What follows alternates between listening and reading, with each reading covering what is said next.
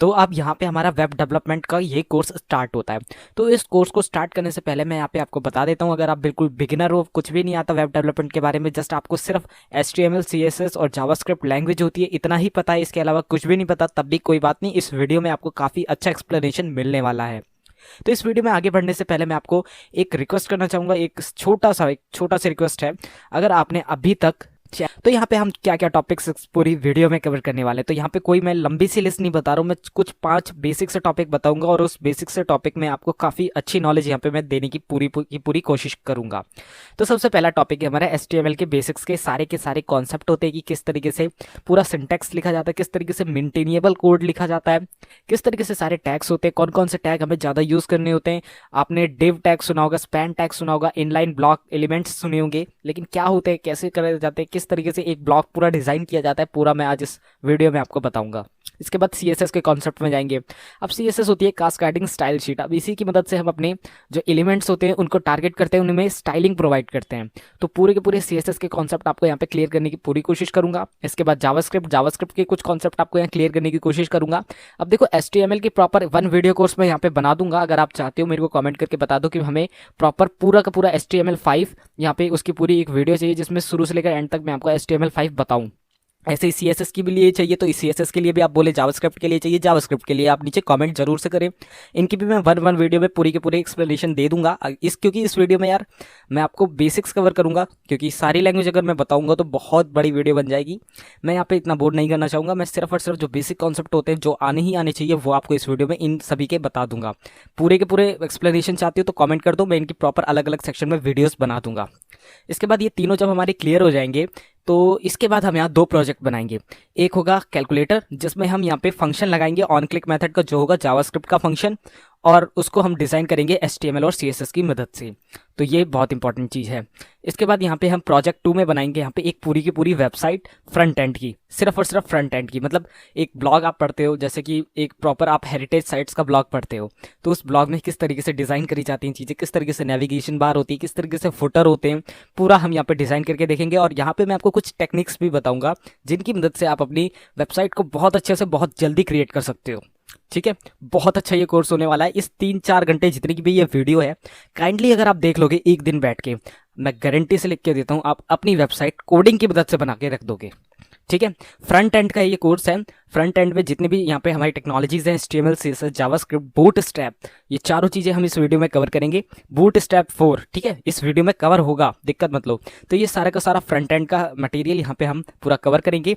अगर आप web development में ही चाहते हो बैक एंड का कोर्स, कि बैक एंड में किस तरीके से हम, जैसे यहाँ पे एक ई-कॉमर्स साइट है तो हम कार्ट पे क्लिक करेंगे तो वो आइटम कार्ट पे जाके ऐड हो जाएगा, फिर उसे कैसे प्रोसीड टू चेकआउट करेंगे। तो इस तरीके से अगर आप उस चीज़ का भी कोर्स चाहते हो तो आप मेरे को कमेंट करके बता सकते हो, मैं वेब डेवलपमेंट के पार्ट 2 में बैक एंड का भी कोर्स आपको ला के दे दूंगा। ये जो पूरा का पूरा कोर्स है वो डेडिकेट होने वाला है फ्रंट एंड वेब डेवलपमेंट पे। ठीक है, तो ये पांचों के पांचों टॉपिक्स हम कवर करेंगे, इसी में हम यहाँ पे प्रॉपर एग्जाम्पल सहित आगे बढ़ते हुए चलेंगे। तो सबसे पहले हम यहाँ पे कवर करने वाले हैं HTML के बेसिक कॉन्सेप्ट। तो HTML वैसे तो आपको पता ही है क्या है। तो यहाँ पे अगर मैं इस चार्ट में आपको देख के बताऊं तो आप देख सकते हो कि HTML CSS और जावास्क्रिप्ट तीनों ही वेब डेवलपमेंट के लिए यूज होती हैं, और तीनों में अंतर क्या है। ठीक है, बता देता हूँ। सबसे पहले आप देखो यहाँ पे HTML, फिर देखो CSS, फिर देखो जावास्क्रिप्ट। अब जैसे कि एक वेबसाइट होती है तो उस वेबसाइट में प्रॉपर एक टेक्स्ट भी होता है। ठीक है, एक टेक्स्ट भी लिखा होता है कि यहाँ पे ये प्रॉपर ये चीज़ है, ये मतलब जो भी मटेरियल है वहाँ पे लिखा होता है। जैसे आप मान सकते हो यहाँ पे लिखा हुआ है ₹255। ठीक है, और नीचे एक बटन है बाय नाउ की, मतलब कोई मटेरियल है, मतलब या फिर आप मान सकते हो कोई यहाँ पे आइटम है, जैसे ई-कॉमर्स साइट में आप देख रहे हो और उस आइटम की फोटो है, यहाँ पे उसका प्राइस है और यहाँ बाय नाउ की बटन है। ओके, तो यहाँ पे जो टेक्स्ट लिखा हुआ है ये वाला आपका 255 या जो BUY ये टेक्स्ट लिखा हुआ है, ये इमेज यहाँ पे एडअप है। तो ये सब किसकी मदद से एडअप है? इमेज एडअप नहीं, सिर्फ ये टेक्स्ट लिखा हुआ है और ये यहाँ पे BUY का टेक्स्ट लिखा हुआ है और एक बटन बनी हुई है। ठीक है, ये सारा आपका आता है HTML के अंदर, मतलब एक डाटा, एक कंटेंट प्रोवाइड करने के लिए। ठीक है, एक स्ट्रक्चर क्रिएट करने के लिए हम HTML का इस्तेमाल करते हैं। ठीक है, कंटेंट क्रिएट करने के लिए। अब इस कंटेंट को सजाना है, जैसे ये टेक्स्ट तो हमने लिख दिया HTML की मदद से, वहीं इसका हमें फॉन्ट चेंज करना है, साइज घटाना बढ़ाना है, कलर चेंज करना है, बटन की शेप बनानी है, बटन में कोई कलर डालना है या पिक्चर लानी है, तो ये सारा काम कहाँ होगा? CSS में। वहीं इस बटन पे क्लिक करके इसे ऑर्डर करने का काम कहाँ पे होगा? जावास्क्रिप्ट में। और इसमें थोड़ी बहुत और भी चीज़ें लगती हैं, जैसे कि आपका डेटाबेस भी लगेगा, आपका आप मान सकते हो सर्वर भी लगेगा, तो यहाँ पे और भी लैंग्वेजेस होती हैं, तो वो बैक एंड का काम होगा, लेकिन उसमें ज़्यादातर जावास्क्रिप्ट का काम होता है। तो इस तरीके से आप यहाँ पे एक छोटा सा एग्जाम्पल ले सकते हो, अगर आप नॉर्मल यहाँ पे अपनी लाइफ का लेना चाहते हो। तो जावास्क्रिप्ट क्या है? जावास्क्रिप्ट आप मान सकते हो बिल्कुल वीन्स का कलेक्शन है, और जो आपका HTML है वो आपका बोन्स का कलेक्शन है, और CSS आपकी स्किन का कनेक्शन है। अब ये कैसे? अब देखो, एक बॉडी में एक स्ट्रक्चर क्रिएट करने के लिए, एक पूरा शरीर खड़ा करने के लिए एक स्ट्रक्चर, एक ढांचा चाहिए, एक स्केलेटन चाहिए। तो वही स्केलेटन एक मतलब स्ट्रक्चर प्रोवाइड करने के लिए क्या करती हैं? कौन करता है? बोन्स करती हैं। तो HTML सेम है बोन्स की तरह। वहीं उस शरीर को ढकने के लिए, उसको एक सूरत देने के लिए यहाँ पे CSS का इस्तेमाल होता है, यानी हमारी स्किन। ठीक है, इसी के साथ साथ उस पूरे शरीर को फंक्शन बनाने के लिए हमारे मसल्स होती हैं, नसें होती हैं, वीन्स होती हैं, नर्वस सिस्टम होता है, ब्रेन होता है, ये सारी चीज़ें होती हैं। तो वो आप मान सकते हो जावास्क्रिप्ट। अब इसमें आपको समझ में आ रहा होगा, एक वेबसाइट का ढांचा क्रिएट करने के लिए HTML, और उस वेबसाइट को सजाने के लिए CSS, और उसको ऑपरेशनल बनाने के लिए जावास्क्रिप्ट। ठीक है, तो अब यहाँ पे HTML को स्टार्ट करते हैं, HTML की कुछ बातें जान लेते हैं, एंड इसके बाद इसका प्रैक्टिकल पूरा हम यहाँ पे देखने वाले हैं। तो HTML में जो आपका HTML है उसकी फुल फॉर्म पहले मैं आपको बता देता हूँ। H का मतलब होता है हाइपर, ठीक है, हाइपर, और T का मतलब होता है टेक्स्ट, टेक्स्ट, और M का मतलब होता है मार्कअप, मार्कअप, और L का मतलब होता है लैंग्वेज। ठीक है, तो ये चारों इसके मीनिंग है। अब इसका मतलब क्या है? अब जैसे कि आपने वेबसाइट्स में देखा होगा, वेबसाइट्स के आगे लिखा होता है HTTP, HTTPS। ठीक है, ये क्या चीज़ होती है? ये एक तरीके की आप मान सकते हो सर्वर में रिक्वेस्ट भेजने के लिए प्रोटोकॉल्स होती हैं, या फिर आप मान सकते हो ऐसा काम करती हैं यहाँ पे कि आप जो क्वेरी भेजते हो सर्वर तक ले जाएंगी और वहाँ से रिस्पॉन्स लेके आएंगी। ठीक है, तो उसी में जो आपका डाटा है वो किस फॉर्म में क्रिएट होता है, उसमें किस फॉर्म से आपको रिजल्ट मिलता है? HTML की फॉर्म पे, क्योंकि वहीं पे आपकी वेबसाइट डिज़ाइन होती है।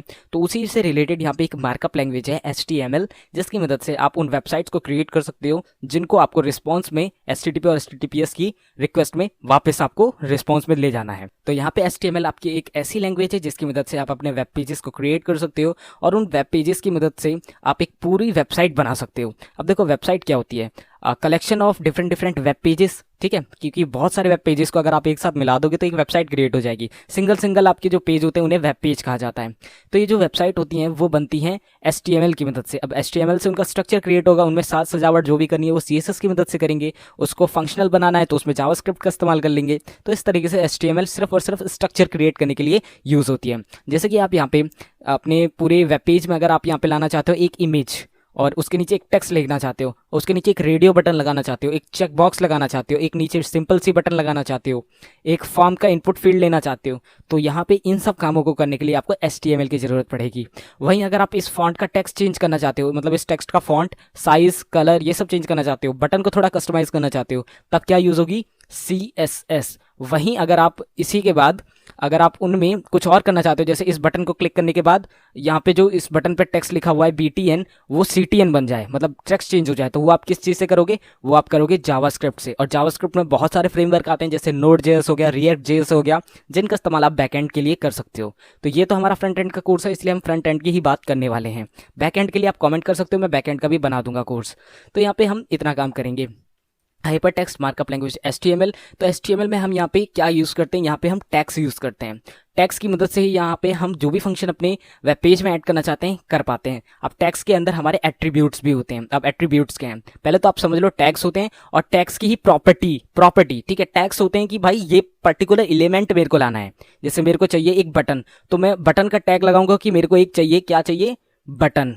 अब बटन मेरे को कैसी चाहिए, क्या उसमें क्या चीज़ हो, उसको क्लिक करने के बाद कौन सा मेथड रन करे, ऑन क्लिक, तो वो हम यहाँ पे प्रॉपर्टी लगा सकते हैं। इसके साथ साथ अगर नॉर्मल से मैं अगर आपको एग्जांपल बताऊं एट्रीब्यूट और टैग का, तो आप यहाँ पे मान सकते हो, जैसे कि मैं लेता हूँ इनपुट फील्ड का। जैसे कि एक फॉर्म होता है ना, फॉर्म में लिखा होता है यहाँ पे नेम, और फिर इसके बाद वहाँ पे इनपुट फील्ड होती है, यहाँ पे आप फिल करो जो भी नेम है। इसके बाद होता है पासवर्ड।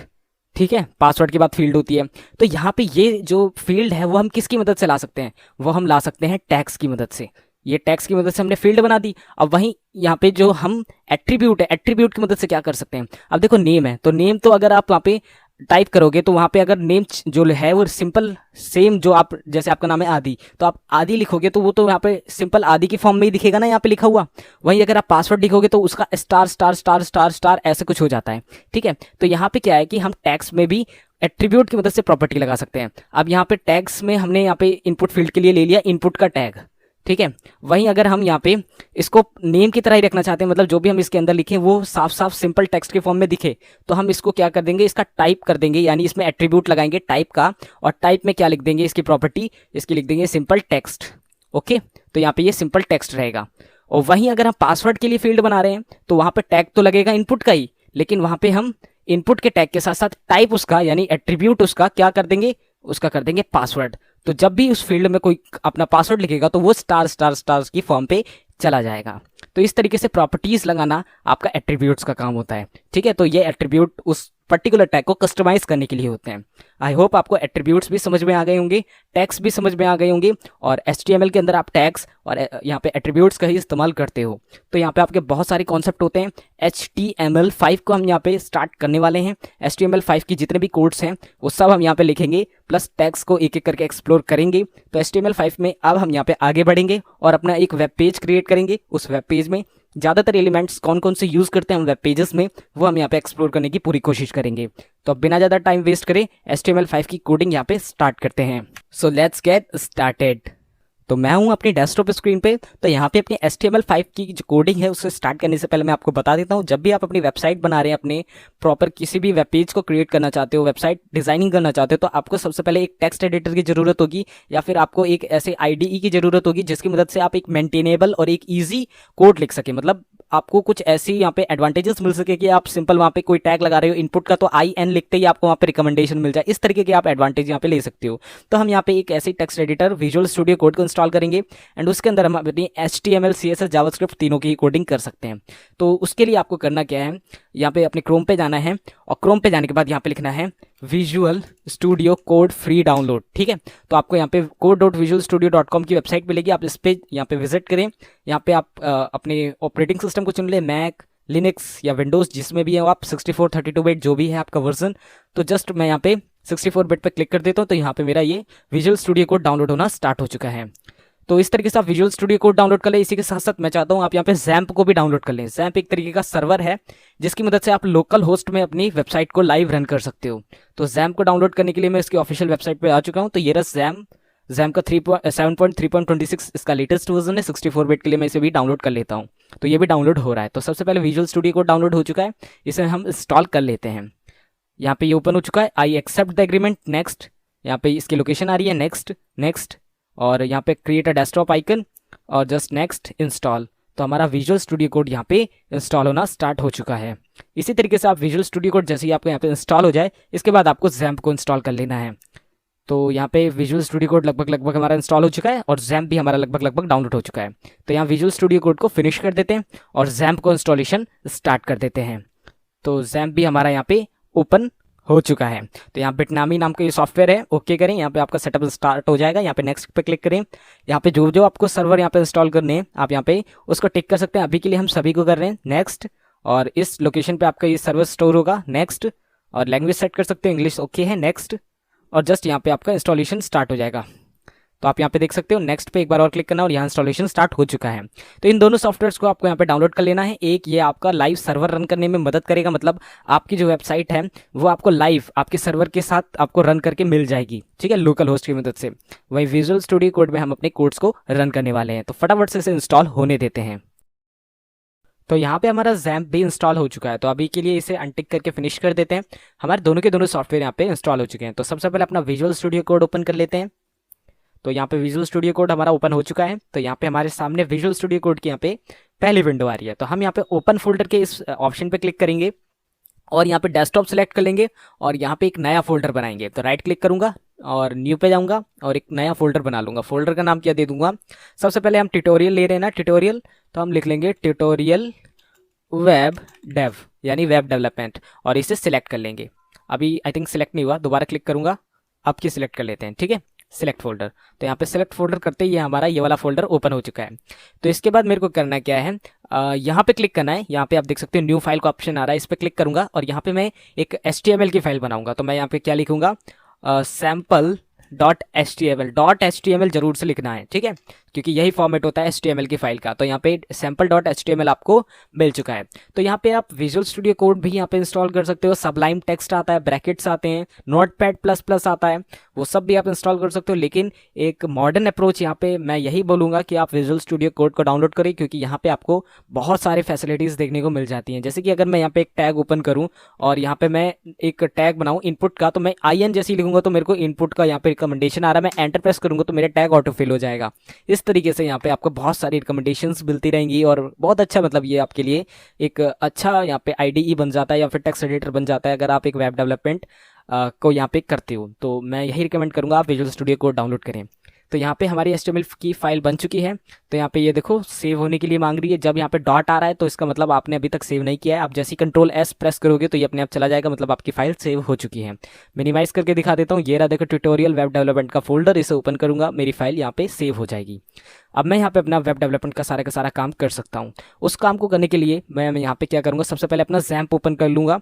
तो ये रहा मेरा XAMPP का कंट्रोल पैनल, इसे जस्ट ओपन करूँगा और ओपन करने के बाद मैं इसमें 2 सर्वर यहाँ पे स्टार्ट कर सकता हूँ। एक MySQL, लेकिन ये डेटाबेस के लिए होता है इसलिए हम इसे नहीं करेंगे अभी ओपन। इसे सिर्फ अपाची, ये जो आपको ऊपर दिख रहा है, इसे आपको यहाँ पे स्टार्ट कर देना है। जैसे आप इसे स्टार्ट करोगे तो पोर्ट नंबर 8443 यानी HTTP का पोर्ट और आपका HTTPS का पोर्ट यहाँ पे अपाची सर्वर उसमें रन हो जाएगा। अब यहाँ पे आप अपनी क्रोम को ओपन कर सकते हो। क्रोम को ओपन करने के बाद अगर आप यहाँ पे लोकल होस्ट करोगे, लोकल होस्ट, तो आप यहाँ पे XAMPP पे पहुंच जाओगे। PHP माई एडमिन आपको देखने को मिल रहा है, एप्लीकेशंस आपको देखने को मिल रहे हैं। लेकिन उससे पहले मैं आपको बता दूं, आप इस फोल्डर को यहाँ से हटा के कट करके कहाँ पे ले जाओ, htdocs के अंदर। htdocs कहाँ मिलेगा, C ड्राइव में XAMPP का फोल्डर मिलेगा। XAMPP के अंदर यहाँ पे htdocs आपको मिलेगा, इसके अंदर जाओगे आप, यहाँ पे इसे पेस्ट करा दो।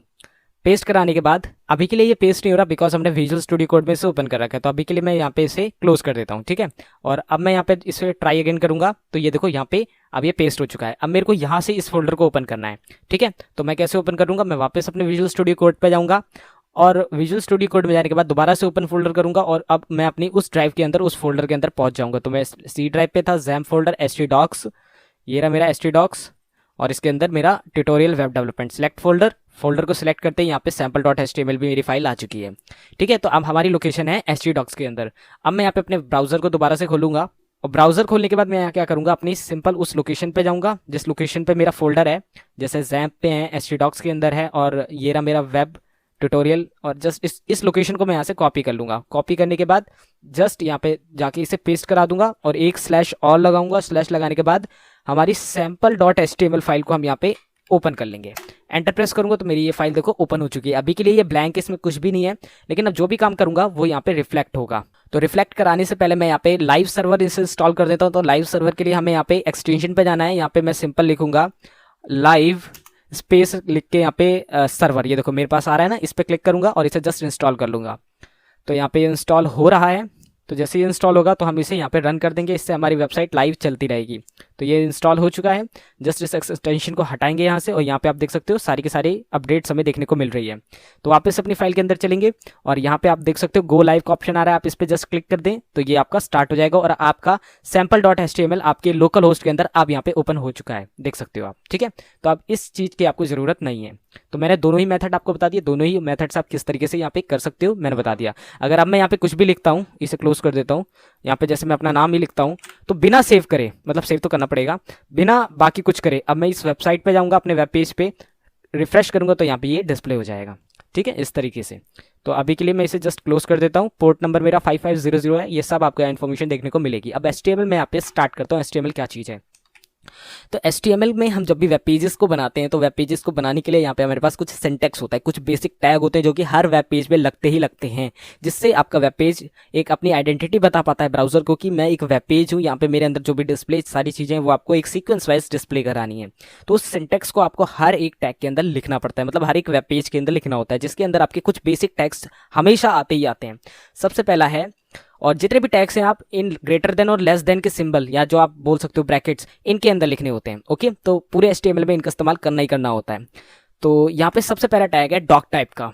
डॉक टाइप का मतलब है डॉक्यूमेंट टाइप HTML। तो मतलब यहाँ पे जो भी आप डॉक्यूमेंट है उसका टाइप बता रहे हो कि यहाँ पे जो डॉक्यूमेंट है, ये जो आपका पेज है वो HTML का पेज है, तो डॉक टाइप HTML का पेज है, ये बताने के लिए यूज होता है। तो सबसे पहली लाइन हर एक वेब पेज में आप हमेशा डॉक टाइप HTML की ही लिखोगे।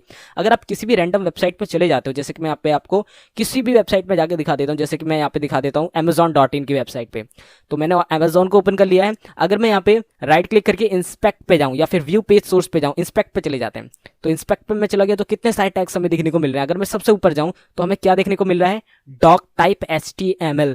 मैंने अमेजोन खोल रखी है, मैं अब चला जाता हूँ किस पे, जीमेल पे चला जाता हूँ। मैं जीमेल पे आ गया, राइट क्लिक करूंगा, इंस्पेक्ट पे जाऊंगा, और इंस्पेक्ट पे जाने के बाद यहाँ पे मैं देखूंगा, यहाँ पे भी डॉक टाइप HTML, यहाँ पे भी डॉक टाइप मिल रहा है। अगर मैं जाऊंगा यहाँ पे गूगल के अंदर जाऊंगा, मैं सिंपली लिखूंगा google.com, एंटर प्रेस कर दूंगा तो यहाँ पे गूगल ओपन हो जाएगा। गूगल, राइट क्लिक करूंगा, इंस्पेक्ट पे जाऊंगा तो यहाँ पे भी सबसे ऊपर क्या दिख रहा है, डॉक टाइप HTML। तो मतलब ये लाइन हर एक वेब पेज के ऊपर आती ही आती है। इतना आपको क्लियर हो गया, तो ये जरूर से आपको सबसे पहले अपने वेब पेज के लिखनी होगी। इसके बाद जो सेकंड टैग आता है वो आता है आपका HTML का। आप सिंपल HTML लिखोगे, ठीक है, और जैसे ही आप यहाँ पे क्लोज टैग यहाँ पे लगाओगे तो आपका ये क्लोजिंग टैग भी लग जाएगा। अब यहाँ पे आपको कुछ टैग्स तो ऐसे होते हैं जिसमें आपको सिंपल एक ही टैग यूज करना होता है, लेकिन कुछ टैग्स को आपको यहाँ क्लोज भी करना होता है। कुछ टैग्स बिना क्लोज करे चल जाते हैं, जैसे इमेज का टैग हो गया, इनपुट का टैग हो गया, लेकिन बाकी जितने भी टैग्स होते हैं उनको आपको क्लोज करना होता है कुछ इस तरीके से, ठीक है, क्योंकि इसके बीच में ही आप सारा का सारा काम करते हो। तो ये टैग आपको जरूर से लगाना है पहला, और पूरे वेब पेज में डॉक टाइप के बाद पहला टैग HTML का होगा, और उस पूरे पेज पे सबसे लास्ट टैग भी क्लोजिंग टैग होगा HTML का। इतना आपको ध्यान रखना है। इसी के अंदर आपका सेकंड टैग जो यूज होगा वो होगा हेड का टैग। आप सिंपल हेड यहाँ पे यूज करोगे, इसे क्लोज करोगे तो आपको इसका क्लोजिंग टैग भी लिख जाएगा। तो ये क्लोजिंग टैग आपका सेकंड लास्ट टैग होता है पूरे वेब पेज में, और स्टार्टिंग से सेकंड टैग होता है ये। इतना क्लियर हो गया, मतलब ये सिंटेक्स आपका इंपॉर्टेंट है, ये लगेगा ही लगेगा। हेड के बाद आप हेड के अंदर लिख सकते हो टाइटल को। अब टाइटल कैसे लिखोगे, आप यहाँ पे स्टार्ट करोगे अपना टैग, लिखोगे TITLE टाइटल, और यहाँ पे इस टैग को भी क्लोज कर दोगे। तो यहाँ पे हमारा हेड का काम हो चुका है। अब हेड क्लोजिंग टैग है, अब इसके जस्ट यहाँ पे नीचे से काम करेंगे। अब टाइटल क्या चीज है, टाइटल में आप वेब पेज का टाइटल रखोगे। अगर मैं यहाँ पे लिख देता हूँ sample web page HTML, control ऐसे सेव करूंगा तो यहाँ पे टाइटल के अंदर लिखा है हमने सैंपल वेब पेज HTML। अगर अब मैं अपने ब्राउजर पे जाऊंगा, रिफ्रेश करूंगा इस पेज पे जाके, तो यहाँ पे देखो क्या लिखा आ रहा है, सैंपल वेब पेज HTML। तो यहाँ पे जो आप टैग के ऊपर जो टाइटल देना चाहते हो, मतलब जो टाइटल होगा वेब पेज का, वो आप इस टाइटल टैग के अंदर लिखोगे, और टाइटल का टैग आपके हेड टैग के अंदर यूज होता है। हेड टैग जो होगा उसके अंदर टाइटल टैग का इस्तेमाल हमेशा होता है, इसके बाहर नहीं होता, अंदर होता है। तो एक चीज आपको टाइटल भी समझ में आ गई, हेड भी समझ में आ गई, HTML भी समझ में आ गई। तो हेड टैग के जस्ट नीचे जाएंगे हम, यहाँ पे हम यूज करते हैं बॉडी का टैग। अब बॉडी के टैग में क्या काम है भाई, बॉडी का ही टैग सबसे इंपॉर्टेंट और सबसे मेन टैग होता है। अब बॉडी का मतलब है, यहाँ पे हमने यहाँ पे बता दिया HTML की मदद से कि ये HTML का वेब पेज है डॉक्यूमेंट टाइप पे। इसके बाद HTML की कोडिंग यहाँ से स्टार्ट है, उसको इंडिकेट करने के लिए HTML का इस्तेमाल हो रहा है।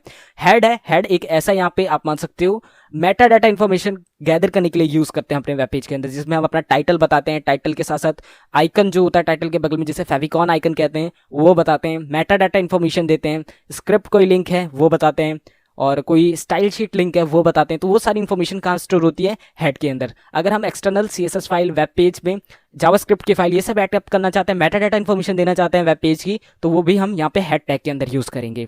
ठीक है, अभी वो सब करके दिखाऊंगा, दिक्कत बिल्कुल मत लेना। बॉडी टैग के अंदर क्या है कि जो भी पूरा वेब पेज, यहाँ पे पूरा वेब पेज जो भी आप यहाँ पे क्रिएट करना चाहते हो, पिक्चर, इमेज, कुछ भी, एनीथिंग, वो आप सारा के सारा कोड कहाँ लिखोगे, बॉडी टैग के अंदर। क्लियर हो गया? तो यहाँ पे आपको वो सब भी करके दिखा देता हूँ, प्लस मैं यहाँ पे आपको आगे की भी चीजें करके दिखा देता हूँ। तो सबसे पहले मैं यहाँ पे आपको लिंक कैसे करते हैं अपनी स्टाइल शीट्स को, अपनी जावास्क्रिप्ट्स को, वो मैं यहाँ पे आपको करके दिखा देता हूँ। उसके लिए मैं यहाँ पे 2 फाइलें बना लेता हूँ, एक CSS की, तो मैं इसको नाम दूंगा style.css। ठीक है, तो ये style.css की फाइल बन चुकी है। और एक और फाइल बना लेता हूँ script.js। JS होता है जावास्क्रिप्ट का फॉर्मेट, तो यहाँ पे जावास्क्रिप्ट की भी फाइल बन चुकी है। style.css, script.js, ये दोनों कहाँ पे हैं, आपके ट्यूटोरियल वाले फोल्डर के अंदर, जिसके अंदर आपकी sample.html की फाइल है। ओके, तो सबसे पहले हम यहाँ पे style.css यानी कास्केडिंग स्टाइल शीट CSS की फाइल को किस तरीके से अपने वेब पेज के साथ अटैच करते हैं बता देता हूँ। तो सबसे पहले आपको क्या करना है, हेड टैग के अंदर, ये देखो हेड क्लोजिंग टैग है, हेड का स्टार्टिंग टैग है, टाइटल आप इसी के अंदर हेड के अंदर लिखते हो, वहीं आपको स्टाइल शीट या जावास्क्रिप्ट की फाइल लिंक करनी है, वो भी आप यहाँ पे लिखोगे। तो यहाँ पे स्टाइल शीट और जावास्क्रिप्ट जावास्क्रिप्ट की फाइल्स को लिंक करने का भी तरीका होता है। वहीं अगर आप स्टाइल शीट की कोडिंग और जावास्क्रिप्ट की कोडिंग अपने वेब पेज के अंदर ही लिखना चाहते हो, इनबिल्ट करना चाहते हो, तो वो भी आप कर सकते हो। स्टाइल शीट के लिए स्टाइल का टैग होता है और स्क्रिप्ट के लिए आपका स्क्रिप्ट का टैग होता है। ठीक है, वो भी आपको पूरा करके दिखाऊंगा, बिल्कुल भी टेंशन लेने वाली बात नहीं है। अभी के लिए इन्हें लिंक कैसे करना है मैं बता देता हूँ। अगर आप CSS की फाइल लिंक करना चाहते हो तो जस्ट यहाँ पे आप टैग स्टार्ट करो लिंक का, लिंक करो, लिंक के बाद स्पेस दो, रिलेशन बताओ, REL की मदद से स्टाइल शीट है हमारी तो स्टाइल शीट लिख दो, यहाँ पे स्पेस दो और यहाँ पे आपको टाइप बताना है। टाइप है इसका क्या है भाई, CSS है, तो मैं लिखूंगा टेक्स्ट और हाइफन लगा के CSS का टाइप है। स्पेस दूंगा, यहाँ पे इसका मतलब कहाँ पे कौन सी फाइल है, क्या नाम है इस फाइल का, वो स्टोर कराना है। तो लिंक देने के लिए हम यहाँ पे हाइपर रेफरेंस का इस्तेमाल करते हैं। हाइपर रेफरेंस को href से यहाँ पे डिनोट किया जाता है। तो href लिख के मेरे को इस पर्टिकुलर फाइल की लोकेशन देनी है। तो अगर कोई C ड्राइव D ड्राइव के अंदर है तो आपको उस लोकेशन को कॉपी करके यहाँ पेस्ट कर देना है, लेकिन मेरी इसी फोल्डर के अंदर है तो मुझे पर्टिकुलर इस फाइल का नाम देना है, यानी style.css, style.css। तो ठीक है, यहाँ पे मेरे को रिकमेंडेशन भी मिल रही है, एंटर प्रेस करूंगा, ये हो जाएगा। अब मैं इसको क्लोज कर दूंगा यहाँ पे ऐसे। तो अब यहाँ पे आप देख सकते हो इसकी क्लोजिंग टैग की हमें जरूरत नहीं पड़ी, ठीक है, जबकि टाइटल टैग में हमें पड़ी थी। तो कुछ ऐसे टैग्स भी होते हैं जिनमें आपको क्लोजिंग टैग यहाँ पे नहीं लगाना है इसके आगे, लेकिन कुछ में आपको क्लोजिंग टैग लगाना पड़ता है। ठीक है, अब ये स्टाइल शीट मेरी यहाँ पे आ चुकी है, तो इसको मैं आपको दिखा देता हूँ कि आ चुकी है कि नहीं आ चुकी है। तो मैं यहाँ पे जाऊँगा और यहाँ पे मैं यहाँ पे एक लाइन लिख देता हूँ, जैसे कि मैं यहाँ लिख देता हूँ P लगा के, पैराग्राफ के लिए यहाँ पे P का टैग होता है, इसके अंदर मैं लिख देता हूँ दिस इज आदि। ठीक है, दिस इज आदि में लिख दे, कंट्रोल से सेव करता हूँ, रिफ्रेश करता हूँ अपने वेब पेज पे। देखो ऑलरेडी यहाँ पे रिफ्रेश हो रखा है, क्योंकि ये लाइव सर्वर जो हमारा है उसकी ये हमें एडवांटेज मिल जाता है कि ऑटोमेटिकली रिफ्रेश करे बिना यहाँ पे हो जाता है काम। तो दिस इज आदि यहाँ पे लिखा हुआ आ रहा है। वापस से यहाँ जाऊँगा, अभी नॉर्मल सा आ रहा है, बिल्कुल छोटा सा, जो नॉर्मल सा आपका वेब पेज होता है, जो डिफॉल्ट यहाँ पे फॉन्ट लगता है, ये सब आता है। लेकिन अगर अब मैं यहाँ पे स्टाइल शीट में इस P टैग को टारगेट करूँ तो P टैग को टारगेट किस तरीके से करूँगा, मैं यहाँ पे लिखूंगा P लिख के यहाँ पे कर्ली ब्रेसेस को ओपन करूंगा। अब इसके अंदर मैं क्या देना चाहता हूँ, मैं टेक्स्ट का कलर देना चाहता हूँ। तो मैं कलर का यहाँ पे एक इसकी प्रॉपर्टी लूंगा कलर, और कलर में मैं इसका कलर क्या देना चाहता हूँ, येलो। तो मैं येलो को कर दूंगा, कंट्रोल ऐसे सेव करूंगा और वापस अपने वेब पेज पे जाऊंगा। तो यहाँ पे आप देख सकते हो वो येलो कलर में रंग चुका है। इसका मतलब अब हमारी जो यहाँ पे प्रॉपर्टीज है वो टारगेट हो रही है इस वेब पेज में। ठीक है, तो ये कहाँ पे किसकी मदद से पॉसिबल हो पा रहा है, इस लिंक की मदद से। इस लिंक की मदद से हमने बता दिया ना कि इस वेब पेज में जो भी इन्फॉर्मेशन है, जो भी यहाँ पे टैग्स हैं, उनकी स्टाइल शीट कहाँ पे, ये वाली स्टाइल शीट है। ठीक है, ये हाइपर रेफरेंस में हमने बता दिया। तो यहाँ पे जिस टैग को हम टारगेट करेंगे उसकी इन्फॉर्मेशन की प्रॉपर्टीज हम यहाँ पे लगा सकते हैं, उसकी प्रॉपर्टीज को हम यहाँ चेंजिंग कर सकते हैं। तो ये काम यहाँ पे हो रहा है, पॉसिबल हो पा रहा है। तो अभी के लिए यहाँ पे इसे हटा देते हैं, अभी के लिए स्टाइल शीट नहीं देखेंगे, अभी के लिए हम सिंपल टैग्स के बारे में जानना स्टार्ट कर चुके हैं। तो यहाँ पे हमारी ये लिंक हो चुकी है। सेम आपको मैं जावास्क्रिप्ट किस तरीके से लिंक करते हैं वो भी मैं आपको बता देता हूँ। तो मेरे को करना क्या पड़ेगा जावास्क्रिप्ट को लिंक करने के लिए, अगली लाइन पे जाऊँगा, यहाँ पे टैग स्टार्ट करूंगा स्क्रिप्ट का, स्क्रिप्ट लिखूंगा। स्क्रिप्ट लिखने के बाद जस्ट मैं यहाँ पे स्पेस दूंगा, SRC यानी सोर्स, SRC सोर्स, इसका एट्रीब्यूट लगाना है और सोर्स के अंदर मेरे को उस फाइल का नाम दे देना है, या फिर जिस लोकेशन में उस लोकेशन को दे देना है। तो यहाँ पे मेरी script.js नाम से फाइल है, तो स्क्रिप्ट लिख के यहाँ पे जैसे मैं .js करूंगा तो मेरे को ऑटोमेटिकली रिकमेंडेशंस मिल जाएंगे, क्योंकि इसी फोल्डर के अंदर इस नाम की फाइल है। एंटर प्रेस करूंगा तो ये ऑटो फिल हो जाएगी। अब मैं जो भी काम करूंगा जावास्क्रिप्ट में वो यहाँ पे रिफ्लेक्ट होगा। ठीक है, तो इस तरीके से आप एक्सटर्नल फाइल्स को लिंक कर सकते हो अपने वेब पेज के साथ। आई होप आपको क्लियर यहाँ पे हो गया होगा कि ये किस तरीके से लिंक हो रहे हैं। तो यहाँ पे स्टाइल शीट किस तरीके से लिंक होती है और आपकी स्क्रिप्ट किस तरीके से लिंक होती है, ये दोनों मैंने यहाँ पे आपको बता दिया है। इसी के साथ साथ यहाँ पे आपको अपनी लैंग्वेज बतानी है इस वेब पेज की कि हम कौन सी लैंग्वेज यहाँ पे यूज करें, मेटा डाटा इन्फॉर्मेशन देनी है, तो उसके लिए मेटा के टैग होते हैं। तो मेटा टैग किस तरीके से होते हैं, आपको यहाँ पे सिंपल लिखना है मेटा। मेटा के बाद यहाँ पे आप इसकी लैंग्वेज देना चाहते हो तो लैंग उसका एट्रीब्यूट होता है, लैंग दो आप। और जो भी आपकी लैंग्वेज है उसके जो 2 वर्ड्स होते हैं स्टार्टिंग के, जैसे हिंदी है तो HI, इंग्लिश है तो EN और स्पेनिश है तो EP, इस तरीके से होते हैं। तो बहुत सारे वर्ड्स होते हैं, तो उसकी मदद से आप इसकी वेब पेज की लैंग्वेज को आप बता सकते हो। तो मेरी है इंग्लिश, तो मैं यहाँ पे EN लिख दूंगा और जस्ट इसको क्लोज कर दूंगा, कंट्रोल ऐसे सेव कर दूंगा। तो मेरी मेटा डाटा इन्फॉर्मेशन में वेब पेज की इन्फॉर्मेशन किस लैंग्वेज में है, इंग्लिश लैंग्वेज में है, ये मैंने सेट कर दिया है। इसी के साथ साथ वेब पेजेस में मेटा डाटा इन्फॉर्मेशन किस तरीके से डिस्प्ले होती है बता देता हूँ। अगर मैं यहाँ पे जाता हूँ, लिखता हूँ google.com और google.com जाके मैं यहाँ पे किसी भी वेबसाइट को सर्च कर देता हूँ। जैसे कि मैं यहाँ पे देखना चाहता हूँ used car, second hand used car, तो मैं यहाँ पे लिखता हूँ second hand used cars. Enter press करूंगा तो यहाँ पे मेरी जितनी भी वेबसाइट्स आपको देखने को मिलेंगी, जैसे कि मैं इस वेबसाइट को देख लेता हूँ, ये देखो cartrade.com या फिर cars24.com। तो यहाँ पे जो ये पहली लिंक मेरे को देखने को मिल रही है, ये तो है हमारा टाइटल वेब पेज का, जो कि हमने टाइटल टैग के अंदर लिखा था, ये वाला। ठीक है, ये तो टाइटल था। अगर मैं इसे ओपन करूंगा तो कहाँ पे ओपन होगा, यहाँ पे आप देख सकते हो टाइटल में लिखा हुआ आ रहा है सेम। ठीक है, तो ये हमारा टाइटल हो गया। ये कहाँ से देते हैं वो मैंने आपको बता दिया, टाइटल टैग के अंदर देते हैं। वहीं अगर आप ऊपर देखोगे तो यहाँ पे एक आइकन भी लिखा हुआ आ रहा है ना, आइकन, ये इस तरीके से, ये किस तरीके से देते हैं अभी बताऊंगा। उससे पहले यहाँ पे आप देख सकते हो इसके नीचे कुछ इन्फॉर्मेशन लिखी हुई आ रही है, ये आप देख सकते हो। ये वेबसाइट रैंकिंग जिसे हम कहते हैं सर्च इंजन ऑप्टिमाइजेशन, उस वक्त बहुत ज़्यादा काम आती है, ठीक है। इसी वजह से यहाँ पे आपकी वेबसाइट रैंक करती है गूगल सर्च इंजन में।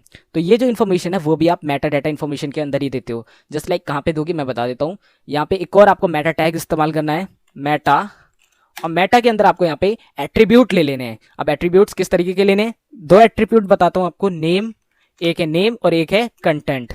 अब नेम और कंटेंट कैसे, अब ये किस तरीके के टैग्स हो गए हमारे यहाँ पे। अब नेम में जैसे आप यहाँ पे देना चाहते हो पर्टिकुलर मतलब क्या टैग लाइन होगी, जैसे आपकी वेबसाइट की कोई टैग लाइन है तो आप यहाँ पे टैग लाइन नाम का नेम बना दो और उस टैग लाइन की इन्फॉर्मेशन कंटेंट के अंदर दे दो। जैसे टैग लाइन जो होती है, जैसे बेस्ट यूज्ड कार्स, इस तरीके से। और वहीं अगर आप इस तरीके का और भी कोई टैग यहाँ पे यूज़ करना चाहते हो और भी इन्फॉर्मेशन देना चाहते हो, जैसे कि डेट के साथ साथ ऑथर हो गया वेबसाइट का, तो ये सारी इन्फॉर्मेशन आप यहाँ पे देख सकते हो। जितने आपकी मेटा डाटा इन्फॉर्मेशन रहेगी उतनी ज़्यादा चांसेस होते हैं आपको रैंक कराने के। जैसे कि कुछ वेबसाइट में आप देख सकते हो लोकेशंस, यहाँ पे देखो लोकेशन का लगा हुआ है मेटा डाटा इन्फॉर्मेशन, तो ये लोकेशन पूरी दिखा रहा है।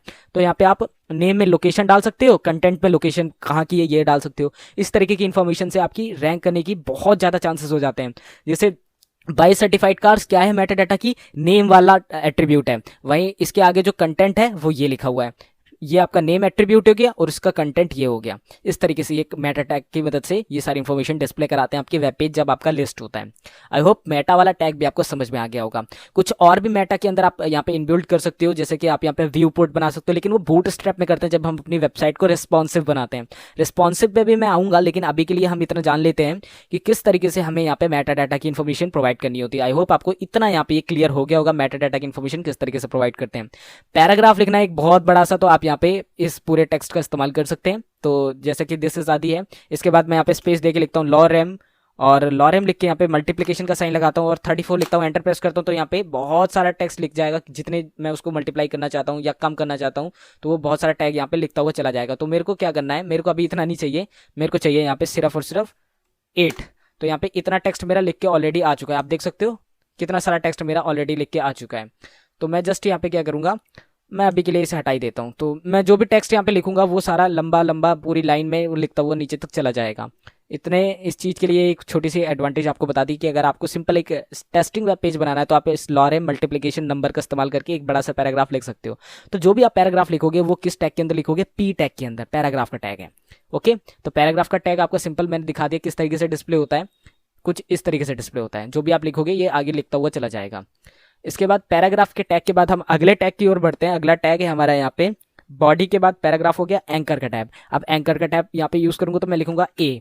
अब एंकर क्या है, एंकर होता है किसी भी हाइपर रेफरेंस लिंक को इस्तेमाल करने के लिए। जैसे कि मैं यहाँ पे HREF लिखता हूँ और HREF के अंदर मैं लिख देता हूँ कोई भी पर्टिकुलर हाइपर रेफरेंस किसी भी लिंक का, किसी भी वेबसाइट का। जैसे कि होता है ना, किसी पर्टिकुलर टेक्स्ट को क्लिक करते ही आप किसी दूसरे वेब पेज पे रिडायरेक्ट हो जाते हो। जैसे कि मैं यहाँ पे लिख देता हूँ, पैराग्राफ पे लिख देता हूँ क्लिक हियर टू विजिट या bing.com और यहाँ पे हाइपर रेफरेंस बना देता हूँ और हाइपर रेफरेंस पे मैं लिख देता हूँ www.bing.com, यानी किसी दूसरे वेब पेज की लिंक, और क्लोज कर देता हूँ इसे और यहाँ पे लिख देता हूँ क्लिक मी। कंट्रोल एस से सेव करूंगा और जस्ट अपने वेब पेज पे जाऊंगा तो यहाँ पे क्या ऑटोमेटिकली वो देखो रिडायरेक्ट हो गया ना, जो भी मैं वहाँ पे लिख रहा हूँ रिफ्लेक्ट हो रहा है यहाँ पे।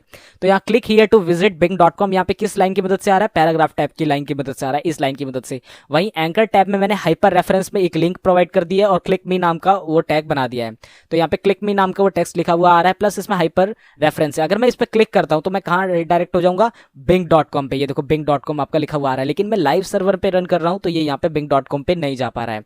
वहीं अगर मैं जाके यहाँ पे एक एट्रीब्यूट और लगा दूं हाइपर रेफरेंस में, हाइपर रेफरेंस के आगे टारगेट और यहाँ पे अंडरस्कोर 2 बार लूंगा और लिखूंगा ब्लैंक, कंट्रोल एस से सेव करूंगा और दोबारा से इस पे क्लिक करूंगा तो यहाँ पे मैं दूसरे वेब पेज मतलब दूसरे टैब पे जाके ओपन होऊंगा। मेरा वो टैब तो ऑलरेडी रहेगा ही रहेगा, मैं दूसरे टैब में ओपन हो जाऊंगा।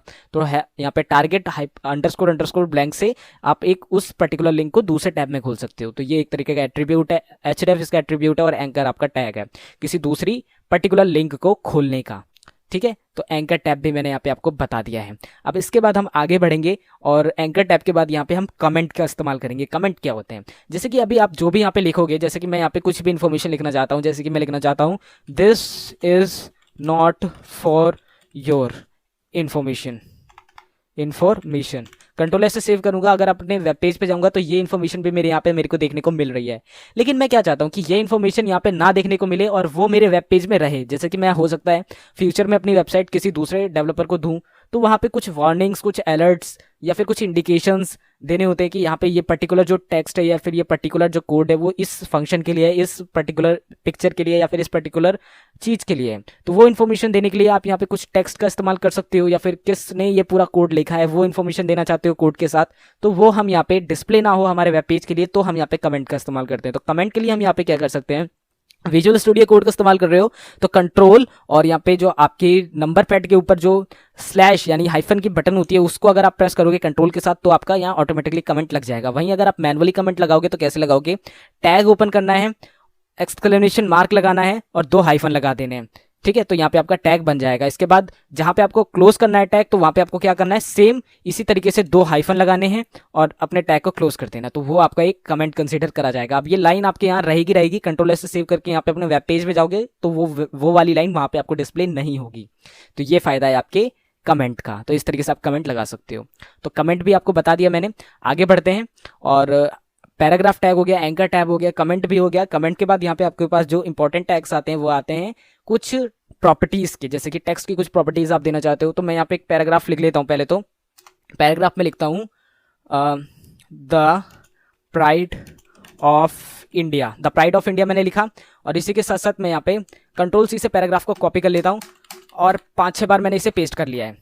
ठीक है, और इन पैराग्राफ में मैं यहाँ पे इन सभी लाइंस को पहले तो मैं हटा देता हूँ। ऑल्ट दबाऊंगा और यहाँ पे अपने कर्सर को मैं जितनी लाइन पे क्लिक करूंगा उतने यहाँ पे मेरे कर्सर बनते हुए चले जाएंगे और मैं सभी को एक साथ यहाँ से रिमूव कर सकता हूँ। तो ये कुछ एडवांटेजेस हैं, आप यहाँ पे इसका इस्तेमाल कर सकते हो। तो सबसे पहले तो मैं यहाँ पे लिख देता हूँ जो प्राइड्स है इंडिया के, जैसे कि हो गया मीनाक्षी टेम्पल। ठीक है, मीनाक्षी टेम्पल हो गया, और एक हो गया आपका चित्तौड़गढ़ फोर्ट हो गया आपका, और आपका इसके बाद हो गया मेहरानगढ़ फोर्ट हो गया, इसके बाद हो गया आपका और भी बहुत सारे हैं। ठीक है, इस तरीके से आप जो भी आप चीज़ें यहाँ पे लिखना चाहते हो, जैसे लिस्ट बनाना चाहते हो या फिर जो भी आप लिखना चाहते हो आप लिख सकते हो। और भी एक यहाँ पे हम मेंशन कर देते हैं। ठीक है, तो ये मैंने 5-6 चीज़ें लिख दी हैं। तो अभी के लिए मैं अगर अपने वेब पेज पे जाऊंगा तो ये सारी की सारी इन्फॉर्मेशन मेरे को इसी तरीके से सेम एज इट इज़ मेरे को देखने को मिल रही है। लेकिन अगर मैं चाहता हूँ कि इस वाले टेक्स्ट को मैं बोल्ड कर दूँ, इसको इटैलिक कर दूँ, इसको अंडरलाइन कर दूँ और इसके बीच से मैं लाइन क्रॉस करा दूँ, या फिर ये मीनाक्षी एक लाइन में आना चाहिए, टेम्पल अगली लाइन पे आना चाहिए, इस तरीके के अगर मेरे को काम कराने तो मेरे पास कुछ यहाँ पे मैनिपुलेशन के भी टैग्स हैं। जैसे कि मैं यहाँ पे अगर मीनाक्षी एक लाइन पे और टेम्पल अगली लाइन पे यहाँ पे इनपुट कराना चाहता हूँ तो मैं यहाँ पे BR टैग का इस्तेमाल करूंगा। मैं लिखूंगा सिंपल BR, कंट्रोल एस से सेव कर दूंगा और अब वेब पेज में जाऊंगा तो यहाँ पे आप देख सकते हो मीनाक्षी एक लाइन पे है, टेम्पल अगली लाइन पे। इसका मतलब अगर जहां से हमें लाइन को ब्रेक करना है तो हम यहाँ पे कौन सा टैग का इस्तेमाल करेंगे, BR यानी ब्रेक टैग का। तो ब्रेक करने के लिए BR टैग हो गया। वहीं अगर हमें इस पर्टिकुलर टेक्स्ट को इटैलिक बनाना है तो हम I टैग का इस्तेमाल करेंगे, I इटैलिक। अब यहाँ पे जाएंगे, कंट्रोल एस से सेव करना है, आप जाएंगे तो यहाँ पे आप देख सकते हो मेहरानगढ़ फोर्ट आपका इटैलिक आपको देखने को मिल रहा है। ठीक है, और इसके बाद हम वापस से जाएंगे, इटैलिक मतलब उसको छोड़ के बाकी सारे के सारे आपके यहाँ पे इटैलिक हो जाएंगे। आप देख सकते हो आगे के सारे आपके इटैलिक हो चुके हैं। तो इस तरीके से इटैलिक का इस्तेमाल करते हैं। वहीं इटैलिक अगर हम यहाँ पे पर्टिकुलर फोर्ट को इटैलिक करना चाहते हैं तो हमें फोर्ट के आगे इसे क्लोज करना होगा इस तरीके से। कंट्रोल एस से सेव करूंगा, अब मेरा सिर्फ और सिर्फ फोर्ट आपका यहाँ पे इटैलिक रहेगा। ये देखो फोर्ट इटैलिक है, आगे के अब सारे ठीक हो गए। तो इस टैग को आपको क्लोज भी करना होता है। तो इटैलिक बता दिया मैंने आपको। इसके बाद सेम बता देता हूँ बोल्ड करने का। तो अगर मैं यहाँ पे B लगाऊंगा तो ये मेरा पर्टिकुलर टेक्स्ट है फोर्ट, ये वाला, ये मेरा बोल्ड हो जाएगा। वहीं सिर्फ और सिर्फ फोर्ट को ही यहाँ पे बोल्ड करना है तो फोर्ट के आगे मेरे को इसको क्लोज भी करना होगा। अभी के लिए देखो सारे बोल्ड हो गए, लेकिन सिर्फ फोर्ट को ही बोल्ड करना है तो मेरे को फोर्ट के आगे इस पर्टिकुलर बोल्ड टैग को क्लोज करना पड़ेगा। तो मैं क्लोज कर देता हूँ यहाँ पे। तो मैंने इसे क्लोज भी कर दिया, कंट्रोल से सेव करूंगा। अब दोबारा जाऊंगा तो यहाँ पे मेरा सिर्फ और सिर्फ फोर्ट टैग ही, यहाँ पे जो फोर्ट है वही मेरा बोल्ड हुआ है। तो बोल्ड इटैलिक बता दिया, ब्रेक करना बता दिया, अंडरलाइन और डिलीट भी बता देता हूँ। तो अब यहाँ पे हमारा जो तिरुपति बालाजी है तो बालाजी को मैं यहाँ पे क्या करता हूँ, मैं अंडरलाइन कर देता हूँ। तो अंडरलाइन के लिए मैं लिखूंगा U और जस्ट एंटर प्रेस कर दूंगा और यहाँ इसे मतलब क्लोज भी करना है। तो अंडरलाइन के लिए मैंने यहाँ पे U करा और इसे जस्ट यहाँ पे बालाजी के बाद क्लोज भी कर दूंगा, यानी सिर्फ और सिर्फ बालाजी मुझे करना है। तो मैं इस बालाजी को यहाँ पे क्लोज कर देता हूँ, तो कंट्रोल एस से सेव करता हूँ और वापस अपने वेब पेज पे जाऊंगा तो यहाँ पे आप देख सकते हो बालाजी हमारा क्या हो गया है, अंडरलाइन हो गया है। ये वाला सिंबल अलग से आ रहा है क्योंकि हमने यहाँ पे गलती से एक ये वाला सिंबल भी यूज कर लिया है, तो इसे हमें यहाँ पे हटाना पड़ेगा। ठीक है, तो इस तरीके से अंडरलाइन भी आप कर सकते हो। इसके बाद पर्टिकुलर किसी चीज़ को आप यहाँ पे डिलीट करना चाहते हो, जैसे कि आप ऑफ है, ये जो ऑफ हमने गलती से लिख दिया है, या फिर आप मान सकते हो हमें कुछ चीज़ें कटी हुई भी दिखानी होती है वेब पेजेस में, तो हम उसके लिए DEL का इस्तेमाल कर सकते हैं। DEL यानी डिलीट का। मैं DEL लिखूंगा और DEL लिखने के बाद यहाँ पे जो भी मैं टेक्स्ट लिखूंगा, जो भी इसके बीच में लिखूंगा, द प्राइड ऑफ इंडिया या द प्राइड इन इंडिया, तो इन मेरा यहाँ पे टेक्स्ट वैसे गलत है, द प्राइड इन इंडिया ये सही नहीं होता text, the pride of India ठीक होता है। तो इन मेरा यहाँ जैसे मैंने लिख दिया, लेकिन मैं उसे दिखाना चाहता हूँ कि गलत लिखा है मैंने, तो मैं DEL के अंदर लिखूंगा। अगर अब मैं यहाँ पे जाऊँगा कंट्रोल एस से सेव करके, तो यहाँ पे आप देख सकते हो द प्राइड इन इंडिया भी सही से डिस्प्ले नहीं हो रहा। थोड़ा सा मैं यहाँ पे स्पेस दे देता हूँ, कंट्रोल एस से सेव करता हूँ और थोड़ा सा जूम इन कर लेता हूँ, तो आप देख सकते हो इन मेरा बीच से कटा हुआ आ रहा है। तो इस तरीके से कुछ यहाँ पे मैनिपुलेशंस करनी होती है आपको टेक्स्ट के अंदर, तो आप इन सभी टैग्स का इस्तेमाल कर सकते हो। आई होप ये सारे जो मैनिपुलेशंस के टैग्स हैं आपको क्लियर हो रहे होंगे। ठीक है, तो ये सभी के सभी हम यहाँ पे कमेंट डाउन कर देंगे, क्योंकि हम यहाँ पे अपनी कोडिंग करते हुए चल रहे हैं, तो इन्हें मैं यहाँ पे धीरे धीरे कमेंट डाउन करता हुआ चलता रहूँगा। तो ये जो भी फाइल्स मैं यहाँ पे बना रहा हूँ, इन सभी की लिंक्स मैं नीचे डिस्क्रिप्शन पे दे दूंगा, आप यहाँ से डाउनलोड कर सकते हो। और जहाँ जहाँ मैंने कौन से टैग्स आपको बताएं वो सब आप खुद से प्रैक्टिस करके भी देखो, ताकि आपको ये अच्छे से समझ में आए, अच्छे से आपको फिंगर टिप्स में हो जाए, आपको वेब पेज बनाने में ज़्यादा प्रॉब्लम ना हो। तो यहाँ पे हमारा पैराग्राफ टैग हो गया, उनमें मैनिपुलेशन किस तरीके से करते हैं ये सब हो गया। अब हम आगे बढ़ते हैं और यहाँ पे हेडिंग टैग्स के बारे में जान लेते हैं।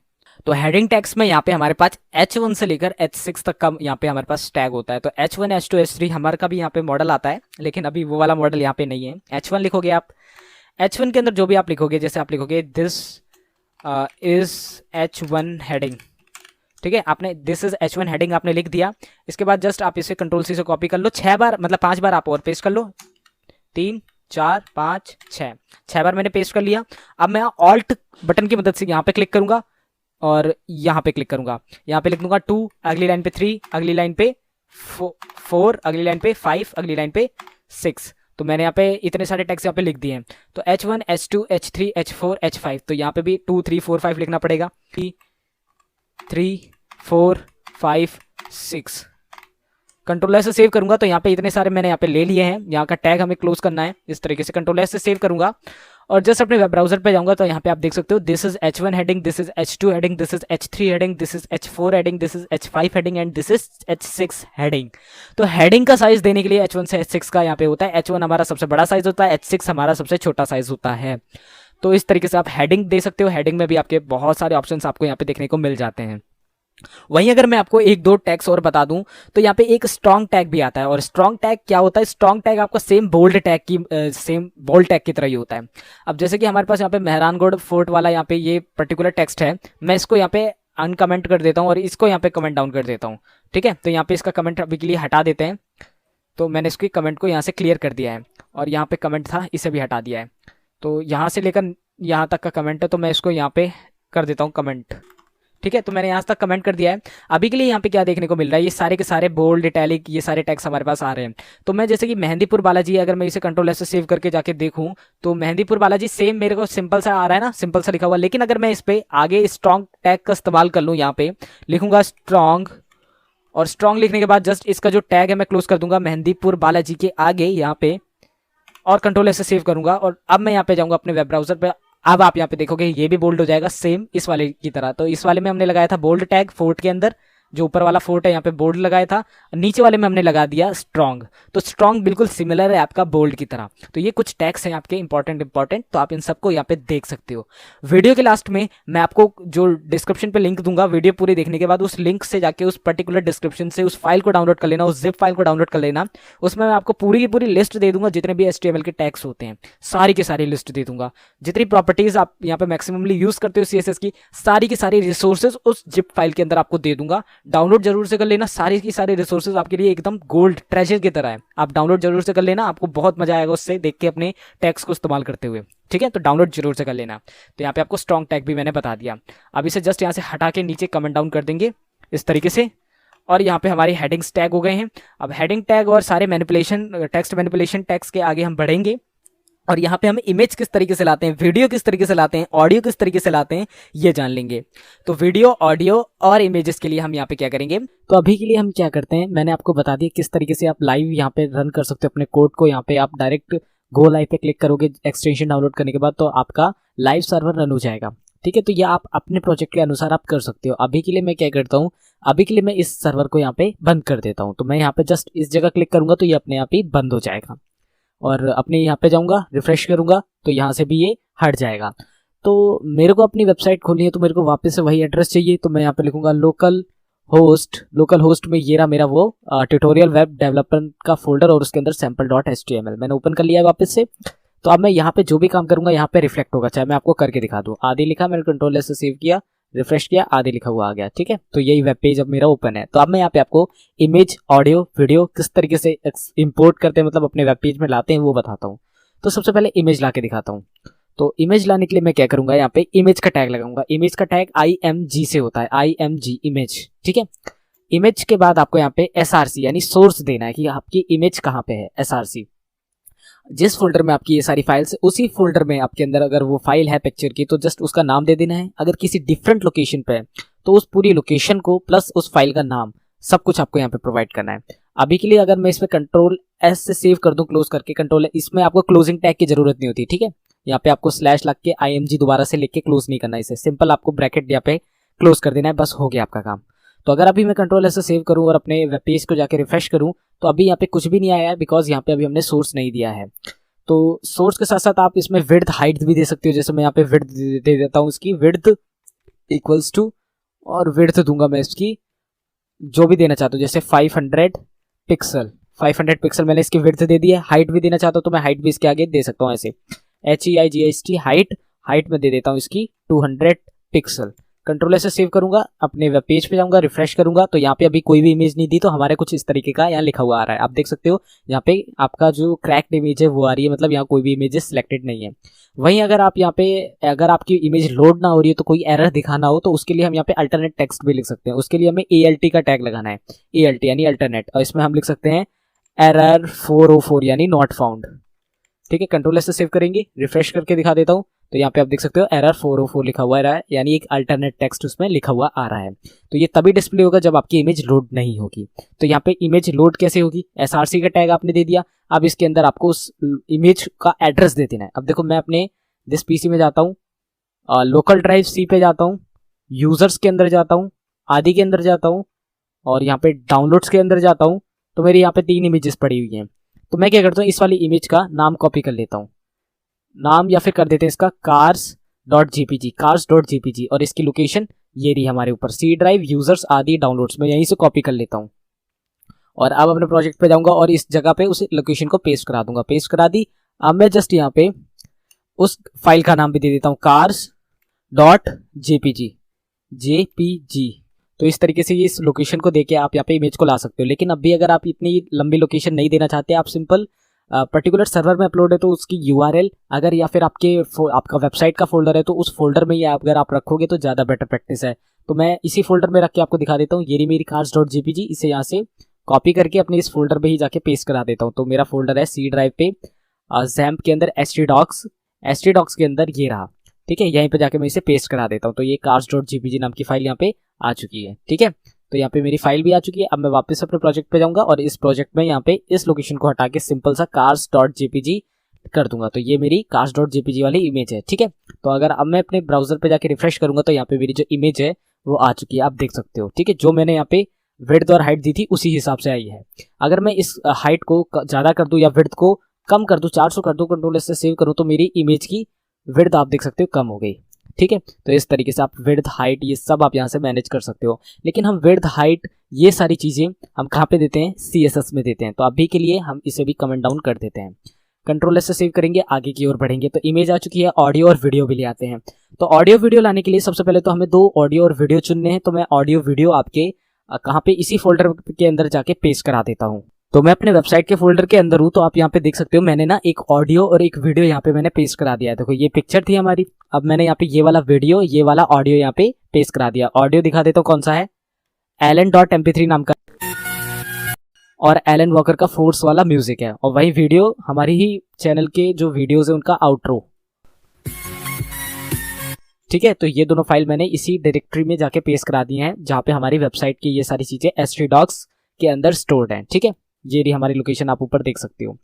तो अब मैं यहाँ पे इन दोनों चीज़ों को टारगेट करने वाला हूँ। अभी के लिए मैं क्या करता हूँ, सिर्फ इस लोकेशन को खोल के रखूंगा। मेरी वीडियो का नाम है netro.mp4, मेरी ऑडियो का नाम है alan.mp3। अब जाऊंगा अपने यहाँ पे और जस्ट यहाँ पे सबसे पहले तो वीडियो का लाऊंगा। तो वीडियो लाने के लिए मैं यहाँ टैग लगाऊंगा वीडियो का। तो वीडियो देने के बाद जस्ट मेरे को वीडियो का जो फ्रेम है उसकी हाइट विड्थ देनी है। तो मैं जस्ट यहाँ लिखूंगा विड्थ। विड्थ लिखने के बाद मैं इसको दे दूंगा जैसे कि मैं दे दूंगा 960 मैंने दे दी। इसकी विड्थ हाइट भी दे दूंगा HEIGHT हाइट। हाइट में इसके क्या करूंगा, मैं इसकी दे दूंगा 540 पिक्सल्स में देनी है ये हमें 540 पिक्सल्स। यहाँ पे भी मैं 540 पिक्सल्स दे देता हूँ, या फिर ऑटोमेटिकली ये डिटेक्ट भी कर लेगा, ऐसी कोई प्रॉब्लम वाली बात नहीं है। तो पिक्सल हम दे देते हैं, कोई बात नहीं। इसके बाद स्पेस देके आपको यहाँ पे इसको कंट्रोल भी प्रोवाइड करने हैं, मतलब कि जो वीडियो है वो उसमें वॉल्यूम अप डाउन हो जाए, फुल स्क्रीन हो जाए, प्लस उसमें आपका पॉज, रिज्यूम, ये सारे फीचर्स हो जाए। तो उसको देने के लिए हम यहाँ पे सिंपल कंट्रोल्स का एट्रीब्यूट लगा देंगे, तो वहाँ पे वो सारे कंट्रोल भी हो गए। तो यहाँ वीडियो का एट्रीब्यूट तो बन चुका है, कंट्रोल एस से सेव करेंगे। अगर मैं यहाँ पे रिफ्रेश करूंगा तो आप यहाँ पे देख सकते हो वो वाली विंडो आ चुकी है जिसमें हमारा वीडियो रन होगा, यानी वीडियो का प्लेयर आ चुका है। अब यहाँ पे हमें वीडियो लाना है, वीडियो का सोर्स लाना है। तो वीडियो का सोर्स लाने के लिए हम यहाँ पे वीडियो टैग के अंदर ही एक नए टैग का इस्तेमाल करेंगे, सोर्स। मैं लिखूंगा सोर्स। तो सोर्स लिखने के बाद स्पेस दूंगा। तो सोर्स के अंदर मेरे को उस पर्टिकुलर फाइल की लोकेशन प्लस टाइप दोनों चीजें देनी है। तो मैं सबसे पहले लिखूंगा टाइप। टाइप क्या है हमारी फाइल का, टाइप है वीडियो का फाइल। वीडियो में कौन सा फॉर्मेट है, MP4। कंट्रोल एस से सेव करा, MP4 हो गया। अब मेरे को स्पेस देके SRC यानी सोर्स देना है। सोर्स क्या है कि हमारी फाइल किस जगह पे लोकेटेड है, प्रॉपर पूरा एड्रेस देना है। अगर किसी और लोकेशन पे या फिर किसी वेब सर्वर में है तो उसका URL देना है। अगर आपके मेन वेबसाइट के फोल्डर के अंदर ये तो जस्ट उस फाइल का नाम दे देना है। तो मेरी फाइल का नाम क्या था, netro.mp4। तो जस्ट मैं लिखूंगा netro.mp4 लिखूंगा। तो देखो मेरे को रिकमेंडेशंस भी आ रही है, मैं एंटर करूंगा तो ऑटोफिल हो जाएगा। इसे क्लोज कर दूंगा, कंट्रोल एस से सेव करूंगा। देखो यहाँ पे वीडियो जो टैग था उसका क्लोजिंग टैग अलग से है, वहीं सोर्स का जो टैग है उसका कोई क्लोजिंग टैग नहीं है। ठीक है, तो ऐसे ही आपको दो तरीके के टैग्स मिलेंगे। तो अब यहाँ पे मैं कंट्रोल एस से सेव करूंगा, अपने ब्राउजर पे जाऊंगा, रिफ्रेश करूंगा। आप यहाँ पे देख सकते हो मेरी वीडियो आ चुकी है। यहाँ पे देखो अगर मैं प्ले करूंगा तो ये प्ले हो जाएगी। और यहाँ पे देखो मेरे पास सारे ऑप्शन सारे फुल स्क्रीन का आ रहा है। यहाँ पे डाउनलोड करने का पिक्चर इन पिक्चर ये सारे मेरे को ऑप्शंस देखने को मिल रहे हैं।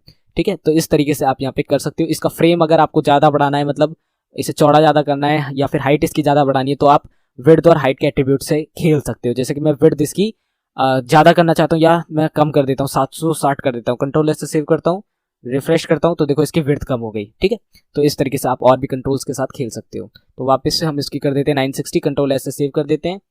कहाँ गया, कंट्रोल एस से सेव कर देते हैं 960 करके, और जस्ट इसे यहाँ पे कमेंट डाउन कर देते हैं। तो वीडियो भी आ गया। अब मैं आपको ऑडियो लाना बता देता हूँ। इमेज वीडियो हो गया, ऑडियो लाने के लिए मैं वही करूँगा, ऑडियो लिखूंगा। ऑडियो के बाद मेरे को यहाँ पे क्या करना है, ऑडियो का सिंपल सा कंट्रोल दे देने हैं। तो कंट्रोल्स यानी वही रिज्यूम करना, पॉज करना, वॉल्यूम अप डाउन करना। ठीक है, इसके बाद जस्ट ऑडियो के टैग के अंदर हमें सोर्स का टैग यूज करना है, जैसे सेम ऊपर किया था वही वाला काम यहाँ पे भी करना है। सोर्स के बाद यहाँ पे टाइप दे देना है। टाइप क्या है भाई, ये हमारा ऑडियो है। ऑडियो कौन से टाइप का होगा, MP3, क्योंकि MP3 हो सकता है आपका WGG हो सकता है या वेव फॉर्मेट हो सकता है। तो कोई भी फॉर्मेट है उस फॉर्मेट को आपको यहाँ प्रोवाइड करना है, ऑडियो/ओ फॉर्मेट। इसके बाद स्पेस देखिए SRC यानी सोर्स कहाँ पे वो लोकेटेड है, वो पर्टिकुलर फाइल हमारी है ऑडियो नहीं है, alan.mp3 है। ठीक है, कंट्रोल एस से सेव करूंगा। देखो ऑटोमेटिकली रिकमेंडेशंस भी आ रही हैं। तो आपको पूरी लोकेशन देनी है अगर डिफरेंट लोकेशन पे, मेरी इसी फोल्डर के अंदर है इसलिए मैं सिंपल फाइल का नाम दे रहा हूँ। कंट्रोल एस से सेव करूंगा, अपने ब्राउजर पे जाऊंगा, रिफ्रेश करूंगा तो यहाँ पे देखो मेरा ऑडियो आ चुका है। अगर मैं यहाँ पे वॉल्यूम इसकी थोड़ी सी डाउन कर दूँ तो डाउन भी कर सकता हूँ। यहाँ पे मेरे को और भी ऑप्शन आ रहा है डाउनलोड करने का, और यहाँ से अगर क्लिक करूंगा तो ये स्टार्ट भी हो जाएगी। ठीक है, तो इस तरीके से आप यहाँ पे ये भी काम करा सकते हो। तो ऑडियो, वीडियो और ये इमेज किस तरीके से लाते हैं अपने प्रोजेक्ट्स के अंदर HTML की मदद से, वो मैंने यहाँ पे आपको क्लियर करके बता दिया है। तो ऑडियो, वीडियो आपको यहाँ पे टैग्स इस्तेमाल करना आ गया होगा। सोर्स टैग इनके अंदर हम यूज करते हैं, ये भी आपको यहाँ पे आ गया होगा। अब यहाँ पे हमें HTML5 के कुछ नए जो टैग्स हैं उनके बारे में जान लेते हैं। तो वहाँ पे हमारे पास ब्लॉक एलिमेंट और इनलाइन एलिमेंट के टैग्स आते हैं, जैसे कि div, span। अब div और span यहाँ पे हमारे पास दो नए टैग आ गए हैं। तो इन दो नए टैग्स का इस्तेमाल कैसे होता है, देखो यहाँ पे div लिखूंगा और यहाँ पे div लिखा मैंने, और div के अंदर मैं यहाँ पे लिख देता हूँ एक पैराग्राफ पे लिखता हूँ this is block element, this is block element लिखा। अब div के जस्ट नीचे मैं यहाँ पे एक और div बना देता हूँ सेम इसी का, कंट्रोल C कॉपी किया, अगली लाइन पे जाके पेस्ट करा दिया, और अगली लाइन पे गया मैं लिखूंगा स्पैन के क्लोज करा दिया। इसके अंदर भी मैं पैराग्राफ लिखूंगा, पैराग्राफ में लेकिन यहाँ क्या लिखूंगा, this is in line element. Control S से सेव करा, एक बार इसे कॉपी कर लेता हूँ और एक बार इसे पेस्ट करा लेता हूँ, कंट्रोल से सेव कर दिया, ठीक है। तो यहाँ पे जो आपका डिव और स्पैन है, एक अगर मैं छोटा सा एक्सप्लेनेशन आपको बताऊं तो डिव जो है, अगर आप कोई भी पर्टिकुलर यहाँ पे कुछ भी बनाना चाहते हो, जैसे ये वाला एक यहाँ पे सेक्शन बनाना चाहते हो, तो इसकी आप कितनी भी विड्थ करना चाहते हो या कितनी भी हाइट करना चाहते हो, या फिर एक डिव यहाँ बना दिया उसके बगल में एक और डिव बनाना चाहते हो, तो इस तरीके के काम करने के लिए हम यहाँ पे ब्लॉक एलिमेंट का इस्तेमाल करते हैं, यानी पर्टिकुलर ब्लॉक्स के अंदर काम करना। वहीं अगर हम एक सिंपल लाइन हम सीधी ले रहे हैं, फिर उसके नीचे दूसरी तीसरी चौथी बिल्कुल टेबल की तरह काम कर रहे हैं, रॉस की तरह काम कर रहे हैं, तो अब हम स्पैन का यूज करते हैं। यानी एक लाइन के अंदर काम करना है तो स्पैन पूरा का पूरा ब्लॉक एक सेक्शन पे लेके जाना है, 10 लाइन का एक ब्लॉक, फिर उसके बगल में एक और 10 लाइन का ब्लॉक, तो हम यहाँ पे डिव का इस्तेमाल करते हैं। तो ये दोनों आपको यहाँ पे यूज करने, ज्यादातर हम डिव का ही इस्तेमाल करते हैं 99%, 1% हम स्पैन का भी इस्तेमाल करते हैं। तो ये दोनों काम हम यहाँ पे अभी करके देखेंगे, पूरा का पूरा हम डिव पे ही बेस होके काम करेंगे एक्चुअल में। तो मैंने आपको बता दिया डिव और स्पैन दो तरीके के टैग्स होते हैं। इनमें अगर आप यहाँ पे जाके रिफ्रेश करोगे तो यहाँ पे आप देख सकते हो कुछ इस तरीके की आपको देखने को मिलेंगी। तो यहाँ पे अगर आप इसकी कितनी भी हाइट करना चाहो और इसके बगल में एक और डिव लेना चाहो, उसके बगल में एक और डिव लेना चाहो, उसके नीचे भी एक डिव लेना चाहो, तो वो सब आप यहाँ पे कर सकते हो। वही इन लाइन में क्या होगा कि एक ही लाइन में काम होगा, चाहे आप वर्टिकली ले लो चाहे हॉरिजॉन्टली ले लो, आप उसमें हाइट और विड्थ अगर एक की ज्यादा कम करोगे तो सारे को में वो रिफ्लेक्ट करेगा, ये अंतर होता है, ठीक है। जबकि ब्लॉक में क्या है कि किसी भी ब्लॉक का आप आगे पीछे कर सकते हो, इसमें बाकियों को कोई फर्क नहीं पड़ता। तो ये 2-3 इसमें डिफरेंसेस हैं। तो ये सारे काम हम करेंगे तब आपको एक्सपीरियंस के साथ ज़्यादा अच्छे से समझ में आएगा। तो अभी के लिए इसे कमेंट डाउन कर देंगे। तो ये HTML5 के कुछ नए टैग्स हैं। तो मैंने सारे सेक्शन यहाँ पे क्लियर कर दिए हैं। यहाँ पे मैं आपको बेसिक से एक चीज़ और बता देता हूँ। मैं यहाँ पे आपको 2 टैग्स के बारे में और बताने वाला हूँ। एक टैग होगा हमारा यहाँ पे फॉर्म का टैग और एक टैग होगा हमारा यहाँ पे ऑर्डर्ड लिस्ट और अनऑर्डर्ड लिस्ट का टैग। तो मैं यहाँ पे सिंपल सबसे ऊपर आ गया हूँ इस डॉक्यूमेंट के सेक्शन पे। मैं यहाँ पे आपको सबसे पहले ऑर्डर्ड लिस्ट बता देता हूँ। मैं यहाँ पे सिंपल टैग खोल के लिखूंगा OL। OL का मतलब होता है ऑर्डर्ड लिस्ट। ऑर्डर्ड लिस्ट में मैं यहाँ पे जस्ट लाइक कोई भी टेक्स्ट दे देता हूँ। मैं जस्ट यहाँ पे LI लिखता हूँ, लाइन। तो मैं लाइन के अंदर कोई भी टेक्स्ट दूंगा, जैसे कि मैं देख देता हूँ। अब जैसे फ्रूट्स का मैं यहाँ पे नेम देना चाहता हूँ, तो मैं फ्रूट्स का नेम के लिए मैं सबसे पहले ऊपर जाऊँगा, यहाँ पे हेडिंग डाल दूंगा H1 नाम से, और H1 के अंदर मैं लिख दूंगा फ्रूट्स, ठीक है, फ्रूट्स। अब LI के अंदर मैं फ्रूट्स के नेम दे सकता हूँ, बनाना मैंने दे दिया। इसी तरीके से इस लाइन को कॉपी करके अब मैं जितनी फ्रूट्स का नाम देना चाहता हूँ इस लिस्ट के अंदर, तो मैं उतने फ्रूट्स का नाम यहाँ पे दे दूंगा। तो जैसे बनाना की जगह हो गया एप्पल, एप्पल की जगह हो गया यहाँ पे पपाया, यहाँ पे हो गया गुवावा, और यहाँ पे हो गया ग्रेप्स।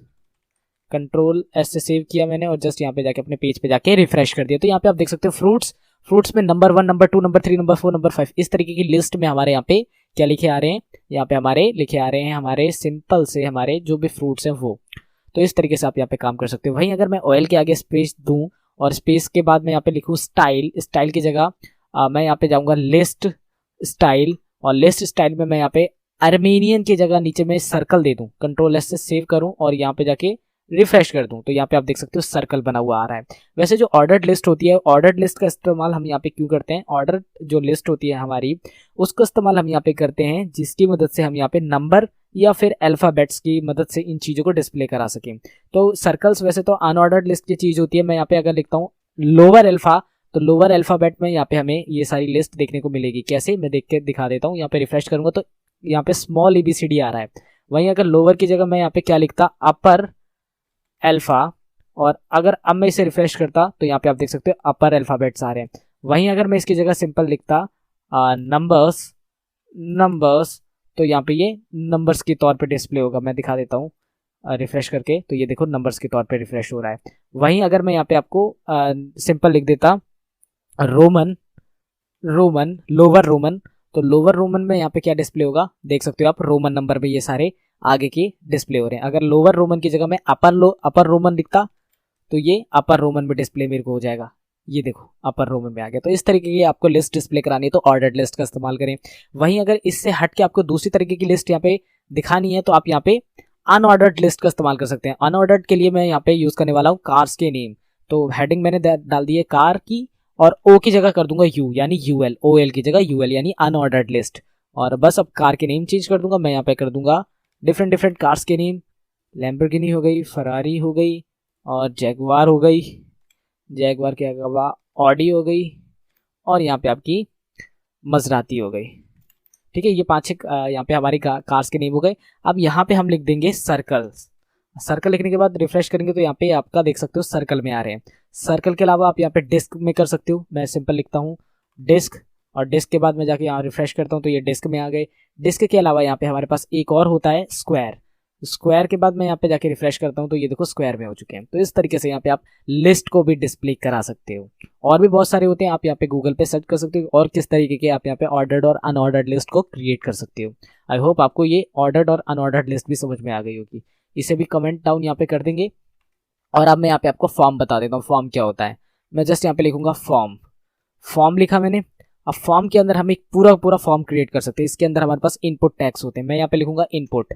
इनपुट के बाद मैं यहाँ पे टाइप लिखूंगा। टाइप के बाद मेरे को आप यहाँ पे देख सकते हो बहुत सारी चीजें मेरे को लिखी हुई आ रही हैं। मैं यहाँ इनपुट टाइप टेक्स्ट लिखता हूँ और टेक्स्ट के आगे मैं जस्ट इसे क्लोज कर देता हूँ और पहले मैं लिख देता हूँ यहाँ पे आगे इसके टेक्स्ट इक्वल्स टू। ठीक है, टेक्स्ट इक्वल्स टू और इसके आगे सारा का सारा टेक्स्ट। ठीक है, तो यहाँ पे ये टेक्स्ट आएगा। इसके बाद मैं अगली लाइन पे जाऊंगा और यहाँ पे लिखूंगा दोबारा से इनपुट। लेकिन इनपुट लेने के लिए मैं यहाँ पे जस्ट इसे कॉपी कर लेता हूँ, यहाँ पे पेस्ट करा दूंगा और यहाँ टेक्स्ट की जगह मैं लिख दूंगा पासवर्ड और इसके आगे जाके लिख दूंगा पासवर्ड इक्वल्स टू। पासवर्ड के बाद मैं अगली लाइन पे जाके इसे लिख दूंगा नंबर। नंबर के बाद मैं इसके आगे जाके लिख दूंगा नंबर। ठीक है, इस तरीके से मैं यहाँ पे और भी काम करा सकता हूँ। जैसे कि मैं दोबारा से इसे पेस्ट करा दूंगा। इनपुट टाइप इसको मैं लिख दूंगा बटन, तो मैं इसके आगे लिख दूंगा बटन। ठीक है, और भी बहुत सारी चीज़ें हैं। जैसे मैं यहाँ पे चेक बॉक्स बनाना चाहता हूँ तो मैं चेक बॉक्स लिख दूंगा और इसके आगे लिख दूंगा check box equals to. Radio button बनाना चाहता हूँ तो मैं जस्ट यहाँ पे टाइप में लिख दूंगा रेडियो और रेडियो के आगे लिख दूंगा यहाँ पे रेडियो। रेडियो के अलावा और भी बहुत सारी चीज़ें होती हैं, जैसे कि यहाँ पे हो गया रेंज, तो मैं यहाँ पे रेंज भी बता दूंगा रेंज। ठीक है, कंट्रोल एस से मैं इसे सेव करता हूँ और जस्ट यहाँ पे जाके इसे रिफ्रेश कर देता हूँ। तो आप यहाँ पे देख सकते हो कितनी सारी चीज़ें मेरे पास आ चुकी हैं। सबसे पहले आ रहा है टेक्स्ट। इसमें मैं कुछ भी लिख सकता हूँ, मैं नंबर भी लिख सकता हूँ, अल्फाबेट भी लिख सकता हूँ। पासवर्ड आ रहा है, पासवर्ड में जो भी लिखूंगा वो इस तरीके के फॉर्म में यहाँ पे लिखा जाएगा। नंबर में मैं कोई भी अल्फाबेट नहीं लिख सकता, मैं सिर्फ यहाँ पे नंबर इनपुट कर सकता हूँ और इसे अप और डाउन कर सकता हूँ। बटन पे, ये मेरी बटन है, सिंपल सी बटन, इस पर क्लिक करूंगा तो अभी कुछ भी नहीं हो रहा, ये बटन है। चेक बॉक्स में टिक करते हैं ना, ऐसे कुछ टिक वाले ऑप्शन आते हैं, तो इस तरीके से चेक बॉक्स भी आप बना सकते हो। रेडियो बटन, आपके 4 ऑप्शन है, उनमें से एक सिलेक्ट करना है, आपके एक से ज़्यादा सेलेक्ट नहीं हो सकते, तो हम रेडियो बटन का इस्तेमाल करते हैं। रेंज आप इस तरीके से दे सकते हो, होती है ना रेंज देने के लिए, तो इस तरीके से आप इन सभी इनपुट वाली चीज़ों का इस्तेमाल कर सकते हो। तो किस किस चीज़ की आप इनपुट दे सकते हो, अगर आप यहाँ पे लिखोगे इनपुट स्पेस देके टाइप लिखोगे, टाइप में आपको बहुत सारी चीज़ें देखने को मिल जाएगी। इनपुट टाइप आप सर्च देना चाहते हो तो आप सर्च दे सकते हो। सर्च में आपको क्या चीज़ें देखने को मिलेगी मैं दिखा देता हूँ यहाँ पे आपको।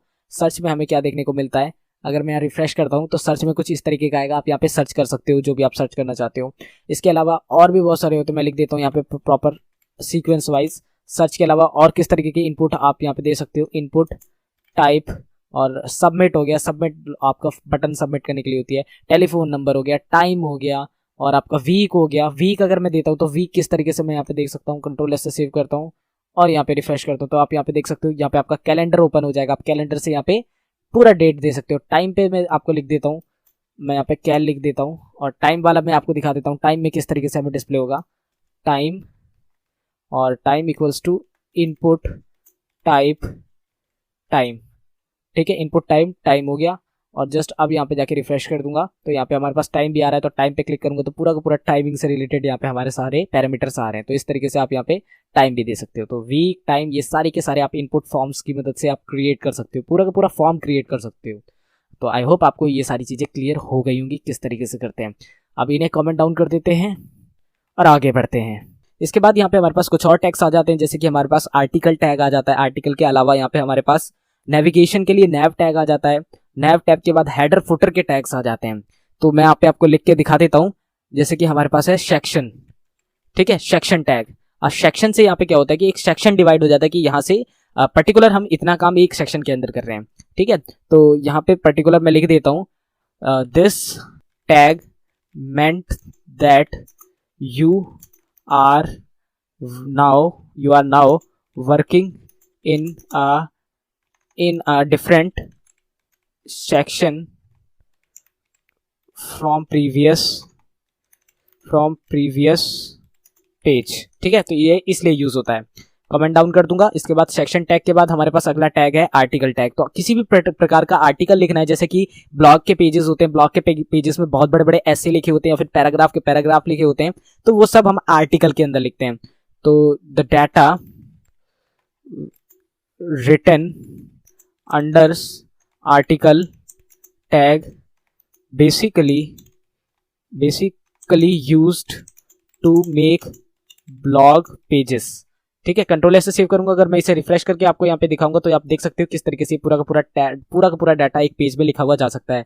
आप अगर इसके ऊपर हेडिंग लिख दोगे तो बिल्कुल भी आपको डिफरेंट नहीं लगेगा। अगर मैं यहाँ पे हेडिंग लिख दूं H2 से हेडिंग, कंट्रोल ऐसे सेव करूंगा और अब इसे रिफ्रेश करूंगा तो ये देख सकते हो आप पूरा का पूरा हेडिंग लिखा जाएगा, उसके आगे फिर पूरा का पूरा डाटा लिखा हुआ चला जाएगा। तो ये आर्टिकल इसलिए होता है। तो मैं इसे भी यहाँ पे जरा सा कमेंट डाउन कर देता हूँ। तो सेक्शन हो गया, आर्टिकल हो गया। आर्टिकल के बाद यहाँ पे हमारे पास नैव का आता है, नैव का ऑप्शन।